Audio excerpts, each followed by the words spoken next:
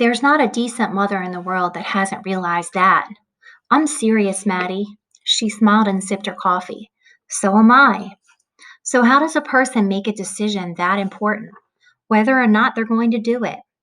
Most people don't decide, they just don't have any choice. I've heard you say yourself that you think the reason most people have kids is because they get pregnant. I stared at the coffee grounds that made a ring in the bottom of the white mug. Back in Pittman, I'd heard of a fairly well to do woman who made her fortune reading tea leaves and chicken bones, which she kept in a bag and would scatter across her kitchen floor like jacks. On the basis of leaves and bones, she would advise people on what to do with their lives. No wonder she was rich. It seems like almost anything is better than having only yourself to blame when you screw things up. Taylor, honey, if you don't mind my saying so, I think you're asking the wrong question. How do you mean? You're asking yourself, can I give this child the best possible upbringing and keep her out of harm's way her whole life long? The answer is no, you can't. But nobody else can either. Not a state home, that's for sure. For heaven's sake, the best they can do is turn their heads while the kids learn to pick locks and snort hooch and then try to keep them out of jail. Nobody can protect a child from the world. That's why it's the wrong thing to ask if you're really trying to make a decision. So, what's the right thing to ask? Do I want to try? Do I think it would be interesting, maybe even enjoyable in the long run, to share my life with this kid and give her my best effort and maybe, when all's said and done, end up with a good friend? I don't think the state of Arizona is looking at it that way. I guarantee you they're not. It occurred to me to wonder whether Maddie had ever raised kids of her own, but I was afraid to ask. Lately, whenever I'd scratched somebody's surface, I'd turned up a ghost story. I made up my mind not to bring it up. I called for an appointment to meet with Cynthia alone, without Turtle. In past appointments, she had talked about legal claim and state homes and so forth in Turtle's presence. Granted, Turtle had been occupied with the new selection of toys offered by the Department of Economic Security, but in my experience, she usually got the drift of what was going on, whether or not she appeared to be paying attention. If either I or the state of Arizona was going to instill in this child a sense of security, discussing her future and ownership as though she were an item of commerce wasn't the way to do it. The more I thought about this, the madder I got. But that wasn't what I intended to discuss with Cynthia.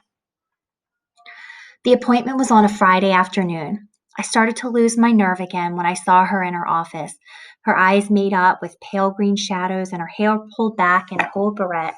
I don't believe Cynthia was much older than I was, but you put somebody in high-heeled pumps and sit her behind a big desk, and age is no longer an issue. She is more important than you are, period. Proof of abandonment is very, very difficult, she was explaining to me. In this case, probably impossible. But you're right, there are legal alternatives. The cornerstone of an adoption of this type would have to be the written consent of the child's natural parents, and you would need to be named in the document. What if there are no natural parents? If they were to be dead, for instance? Then it would have to come from the nearest living relative, the person who would normally have custody, and a death certificate would have to be presented as well. But the most important thing, as I said, is that the document would name you, specifically, as the new guardian. What kind of document exactly? The law varies. In some states, the mother would have to acknowledge her consent before a judge or a representative of the Department of Economic Security. In others, a simple written statement notarized and signed before witnesses is sufficient. What about on an Indian reservation? Do you know that sometimes on Indian reservations they don't give birth or death certificates? Cynthia wasn't the type that liked to be told anything. I'm aware of that, she said. In certain cases, exceptions are made. Cynthia's office was tiny, really, and her desk wasn't actually all that big. She didn't even have a window in there. Don't you miss knowing what the weather's like? I asked her. I beg your pardon? You don't have a window. I just wondered if you ever kind of lost touch with what was going on outside, being cooped up in here all day with the air conditioning and the fluorescent lighting. It was the first time in my life I'd ever said anything like fluorescent lighting out loud. As you recall, I came to your house on the evening that April was assaulted. Cynthia always called Turtle by her more conventional name. "I do my share of field work," she said. "Of course.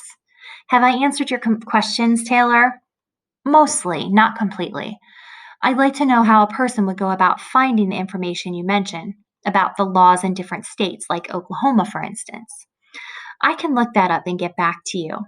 If you like, I can get you the name of someone in Oklahoma City who could help you formalize the papers." This took me by surprise. "You'd be willing to help me out?" "Certainly. I'm on your side here, Taylor." She leaned forward and folded her hands on her desk blotter, and I noticed that her fingernails were in bad shape. It's possible that Cynthia was a nail biter. "Are you saying that you'd rather see Turtle stay with me than go into a state home?" "There has never been any doubt in my mind about that." I stood up, walked around the chair, and sat down again. "Excuse my French, but why in the hell didn't you say so before now?" She blinked her gold coin eyes. "I thought that ought to be your decision." At the end of my hour, I was halfway out the door, but then stopped and came back, closing the door behind me. "Thank you," I said. "You're welcome. Can I ask you a kind of personal question? It's about the cameo brooch. Excuse me." She looked amused. "You can ask," she said. "Do you have to shop at the Salvation Army? I mean, is it because of your pay, or do you just like rummaging through other people's family heirlooms?" "I'm a trained therapist," Cynthia said, smiling. "I don't answer questions like that." Out in the lobby, I stopped to chat with one of the secretaries who asked where my little girl was today. The secretary's name was Jewel. I had spoken with her several times before. She had a son with dyslexia, which she explained was a disease that caused people to see things backwards. Like the American flag, for instance, she said. The way he would see it would be that the stars are up in the right-hand corner instead of the left. But then there's other things where it doesn't matter. Like you take the word wow, for instance. That's his favorite word. He writes it all over everything, and the word mom, too.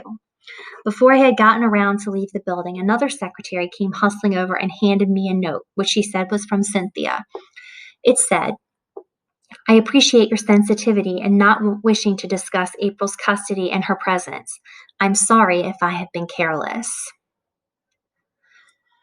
There was also a name, Mr. Jonas Wilford Armistead, along with an Oklahoma City address, and underneath the words, "Good luck." All evening after I'd fed the kids and put them to bed, I paced the house. I couldn't wait for Luann to get home. But then, when she did, I wasn't sure I wanted to tell her anything yet. I hadn't completely made up my mind. "For heaven's sake," Luann said, "you're making me nervous. Either sit down or wash the dishes." I washed the dishes. "Whatever's on your mind, I hope you get it settled," she said, and went to the living room to read. She had been reading a novel called Daughter of the Cheyenne Winds, which she claimed she had found in her locker at Red Hot Mama's and had nothing whatever to do with Angel being on the Montana-Colorado circuit. I followed her into the living room. "You're not mad, are you? Because I don't want to talk about it." "Nope. I'll tell you tomorrow. I just have to think some more." She didn't look up. "Go think," she said. "Think and wash the dishes." I didn't sleep at all that night. I was getting used to it. I watched Turtle roll from her side to her stomach and back again. Her eyes rolled back and forth under her eyelids, and sometimes her mouth worked too. Whoever she was talking to in her dream, she told them a whole lot more than she ever told me. I would have paid good money to be in that dream. In the morning, I left her asleep and went to Maddie's to finish an alignment and front and rear rotation I'd left undone the previous afternoon. The guy was coming in sometime that day to pick it up. I didn't look at a clock, but it must have been early when I went in because I was already finished and ready to go home before Maddie came downstairs. I hung around a while longer, making coffee and dusting the shelves and changing the calendar. It was still on May and this was August. I stared for a long time at the picture of the Aztec man carrying the passed out woman, thinking about whatever Latin American tragedy it stood for, thinking naturally of Esperanza and Estevan, though I knew that more often than not it was the other way around.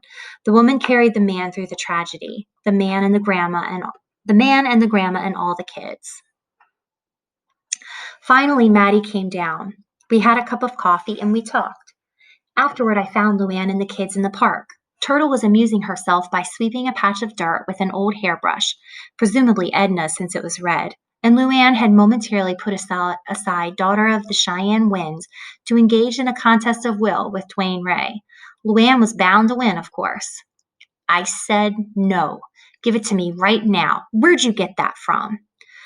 She grabbed his fist, which was headed on an automatic pilot course for his mouth, and extracted a dirt-covered purple jelly bean. Where in the heck do you think he got that? My God, Taylor, just imagine if he'd eaten it. Dwayne Ray's mouth remained in the shape of an O for several seconds, still expecting the intercepted jelly bean, and then he started to scream. I used to know this old farm woman that said, "You've got to eat a peck of dirt before you die," I said. Luann picked up Dwayne Ray and bounced him. Well, maybe if you don't eat a peck of dirt before your first birthday, then you won't die so quick, is what I say.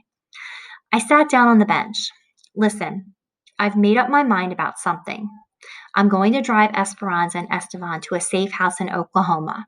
And while I'm there, I'm going to see if I can find any of Turtle's relatives. She stared at me. Dwayne Ray came down on her knee with a bump and was stunned into being quiet. What for? So they can sign her over to me. Well, what if they won't? What if they see how good she's turning out and decide they want her back? I don't think they will. But what if they do? Damn it, Luann, you've been telling me till you were blue in the face to do something. Take action, think positive, blah, blah, blah. I'm trying to think positive here. Sorry. What other choice have I got than to go? If I just sit here on my hands, then they take her. I know, you're right. If her relatives want her back, then I'll think of something. We'll cut that fence when we come to it. What if you can't find them? Sorry. I'll find them.